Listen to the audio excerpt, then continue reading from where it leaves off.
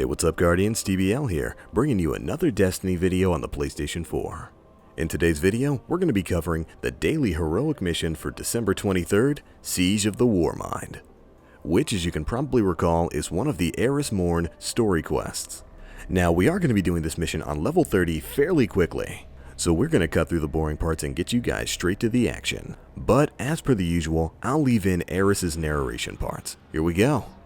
Rasputin is the last of the Warminds. They were the greatest defense systems ever devised, a massive network of satellites and doomsday weapons built to protect humanity. Crota's army gathers near one of the Warmind's hidden bunkers. We cannot let the Hive destroy Rasputin, or worse, control him.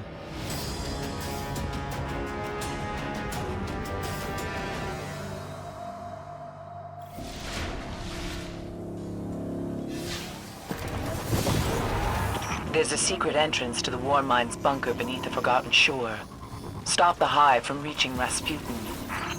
Alright, now when you start off, you're going to be following the path that I take here. And as you head towards the Forgotten Shore, Eris will eventually interject with this.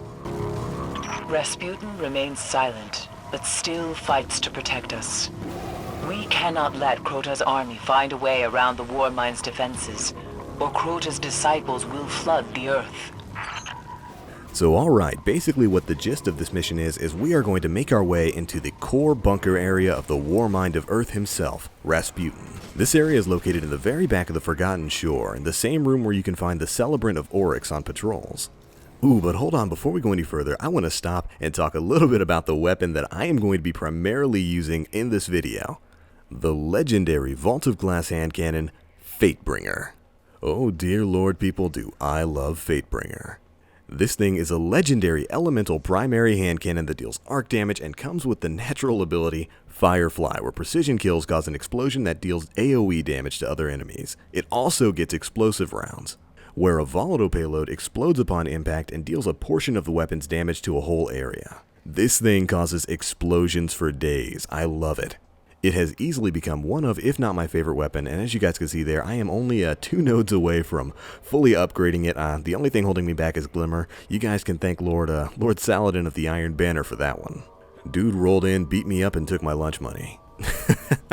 But seriously, as soon as I can max this thing out, I am absolutely going to. I'm actually a little upset that it can't reach 331, but hopefully that changes at some point in time in the future. Anyways, here we are, opening up the door to the bunker of the Warmind, Rasputin.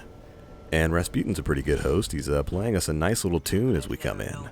But anyways, this is the real start of the mission, and generally once you get to this point, you might want to stop and pop a black wax idol. This little item of course increases the amount of glimmer you get for killing Hive enemies. And for this mission, I definitely recommend that, especially in this first area where the game just pretty much throws nothing but Thrall and Acolytes at you. Many of which are yellow health bar mages who will drop additional glimmer if you're popping a black wax idol, so it's definitely worth your time. And oh man, did you see what happened to that first night? Combination of Fatebringer explosions and the action bolt just sent him straight to the moon. Honestly guys, I tell you what, I really am loving Fatebringer. It is, as I said before, a hard mode drop from the Vault of Glass raid. I think you can only get it from the hard mode version of the Templar. And believe you me, that is not an easy fight by any means. But I have been through the raid several times and I never once had ever gotten Fatebringer. A lot of my friends had picked it up and I was beginning to get a little salty about it. But actually last weekend, on Saturday, we all just kind of randomly decided to run through the raid. It was me and a couple of buddies, Gen X100 of course, my good buddy Black Fox, Technicolor, all you guys. Shout out to you guys because you're all awesome and hilarious. And a couple of other randoms, and we wound up running through the hard mode of the Vault of Glass because why not?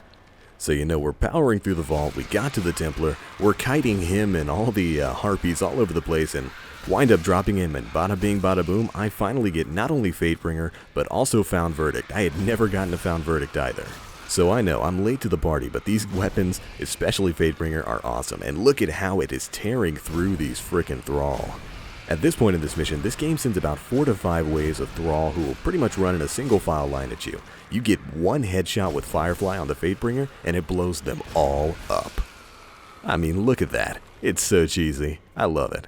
So yeah, you guys can expect to see a lot more Fatebringer in the future here. But here's another brand new weapon, that good old Hunger of Crota. wiping out a major knight, a major level 30 knight in one hit. This weapon, of course, being a drop from Crota's end, a drop from Crota himself.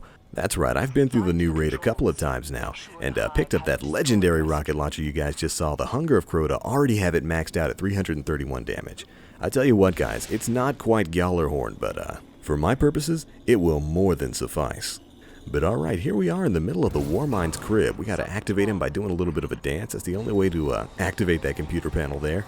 I'm just kidding, no it's not. But anyways, once you stand here, our good old girl Omnigul will decide to show up, and we're gonna give her a nice little Nova Bomb birthday dunk present right there. After you deal a little bit of damage to her though, you guys will see right here, she will simply teleport away and start summoning all kinds of enemies at you.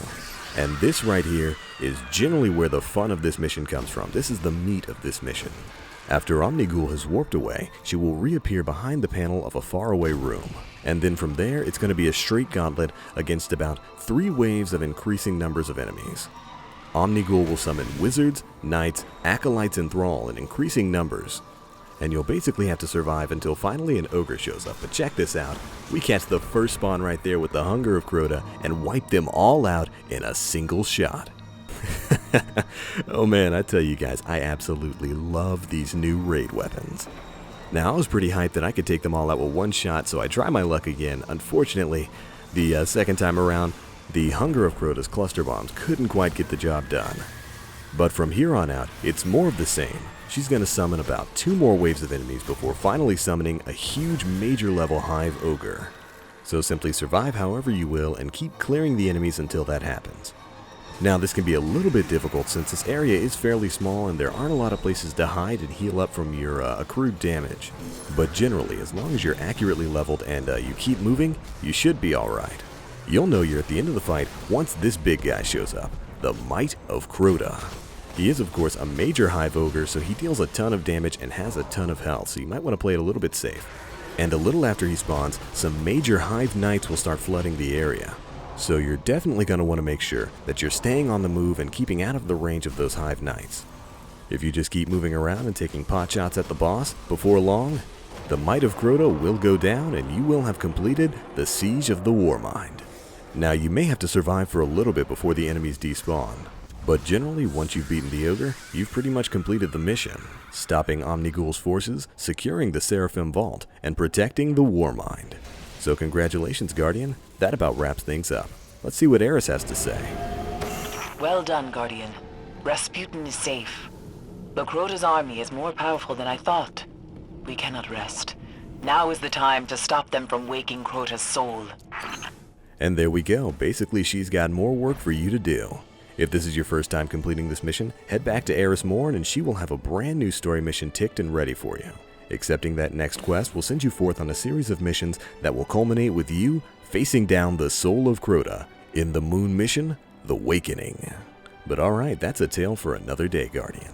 Hopefully you guys liked this video, and if you did, feel free to check out my channel. We'll have a ton more Destiny videos coming out soon.